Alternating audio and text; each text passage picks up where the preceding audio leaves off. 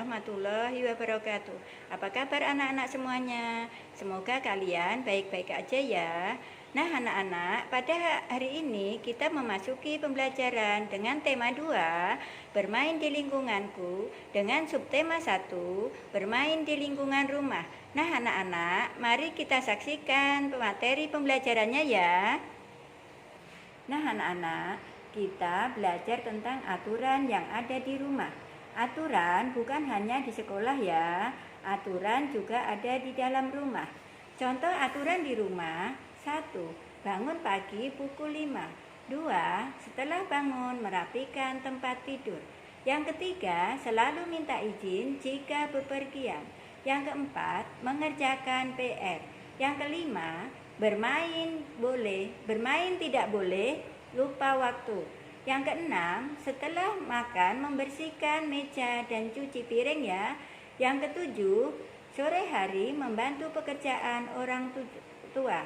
Yang kedelapan, belajar pukul 19. Yang kesembilan, tidur pukul 21 atau pukul 9 ya. Nah, itulah anak-anak contoh aturan di rumah. Nah anak-anak, ini tugas yang pertama. Berilah tanda centang pada kolom yang sesuai ya. Ini ada 5 soal, yang mana perlu dilakukan dan yang mana tidak boleh dilakukan ya. Nah anak-anak, kita hari ini belajar tentang benda-benda di sekitar kita. Ada banyak benda di sekitar kita. Setiap benda itu mempunyai sifat yang berbeda dengan yang lainnya. Ada benda yang halus, kasar, basah, dan lain sebagainya. Nah, ini ada benda yang memiliki permukaan halus. Yang pertama itu adalah contoh gambar kapas. Yang kedua itu adalah gambar bulu. Yang ketiga itu adalah gambar kertas. Nah, tadi kita sudah belajar benda yang memiliki permukaan halus. Sekarang kita belajar tentang benda yang memiliki permukaan kasar. Gambar yang pertama itu adalah gambar batu. Yang kedua itu gambar pasir. Dan yang ketiga itu adalah gambar kulit pohon. Jadi ketiga benda ini adalah yang memiliki permukaan kasar. Tadi kita sudah belajar tentang benda yang memiliki permukaan halus, permukaan kasar. Sekarang kita belajar tentang benda yang memiliki permukaan basah. Yang pertama adalah gambar air di dalam gelas. Yang kedua itu adalah gambar botol marjan. Ya, jadi botol marjan itu memiliki permukaan basah karena di dalam botol ada mengandung air. Sedangkan yang ketiga itu adalah gambar minyak. Jadi minyak termasuk yang memiliki permukaan basah. Jadi ketiga ini adalah contoh gambar yang memiliki permukaan basah. Nah, tentunya masih banyak sifat-sifat lain dari benda-benda di sekitar kita. Bentuk benda juga beragam. Ada yang bentuknya tetap, ada juga yang berubah. Misal, bentuk pensil dan kertas akan selalu tetap walaupun kita pindahkan ke tempat yang berbeda. Sedangkan air di dalam gelas, jika kita pindahkan ke botol atau ke baskom, pasti bentuknya akan berubah menyerupai botol maupun baskom ya. Nah anak-anak, ini ada sebuah makna atau kata. Yang pertama halus. Halus itu maknanya adalah licin, lembut, dan tidak kasar. Sedangkan kasar maknanya yaitu kesat atau tidak halus. Yang ketiga itu basah.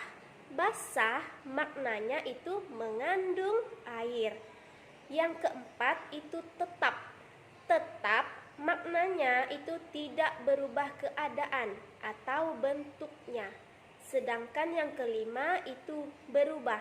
Makna dari kata berubah itu berbeda dari semula. Jadi ini adalah makna dari kata sebuah arti dari berbagai macam permukaan. Ada yang halus, kasar maupun basah. Nah, anak-anak, di sini ada tugas yang kedua, tugas bahasa Indonesia. Kalian disuruh menyusun huruf-huruf hingga membentuk kata yang dimaksud. Itu ada 1, 2, 3, 4, 5. Ada 5 makna, ya. Jadi kalian susun hingga membentuk sebuah kata. Jadi kalian tulis ya di buku kalian.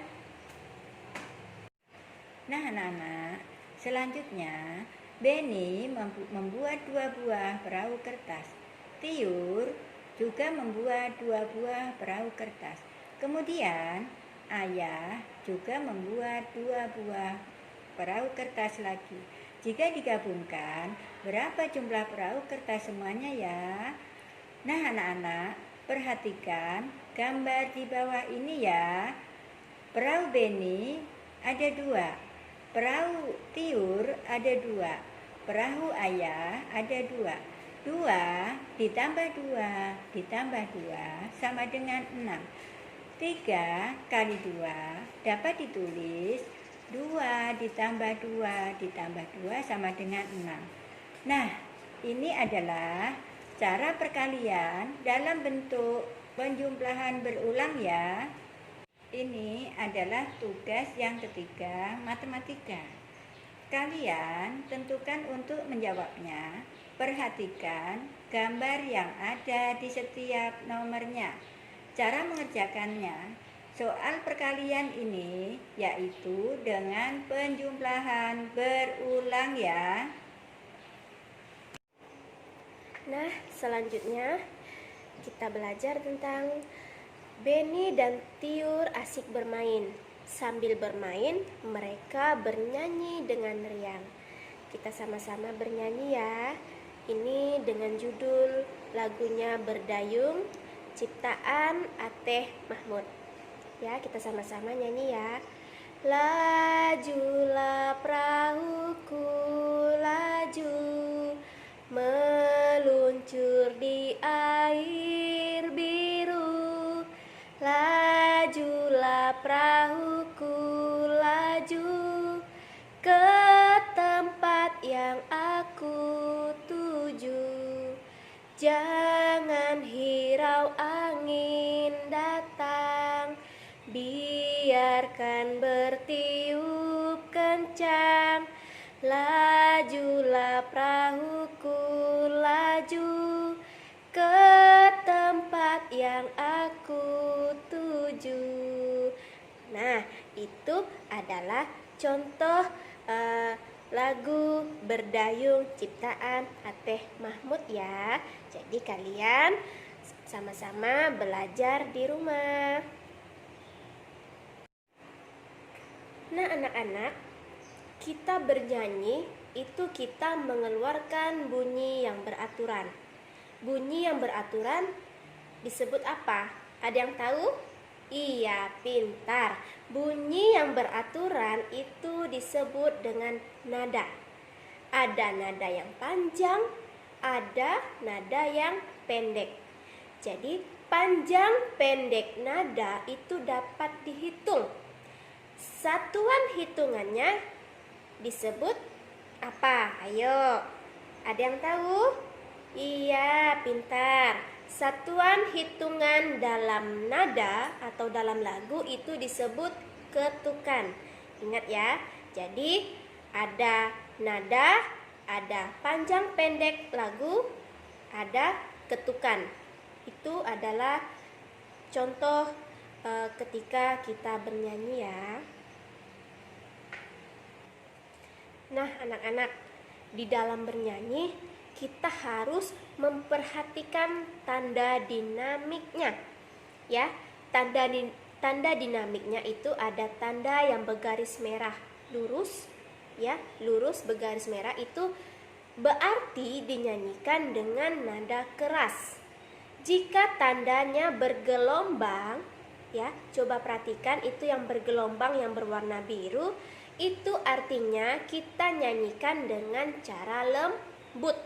Jadi baris yang tidak bertanda itu kita nyanyikan dengan biasa. Ya, itu adalah tanda-tanda dinamik dalam lagu ya. Nah, anak-anak, ini ada tugas yang terakhir. Tugas yang keempat yaitu SPDP. Kalian jawab 1-4, kalian jawab dan kalian tulis di buku kalian masing-masing ya. Ingat, jangan sampai tidak kalian tulis ya. Nah, anak-anak, demikianlah pembelajaran kita pada hari ini.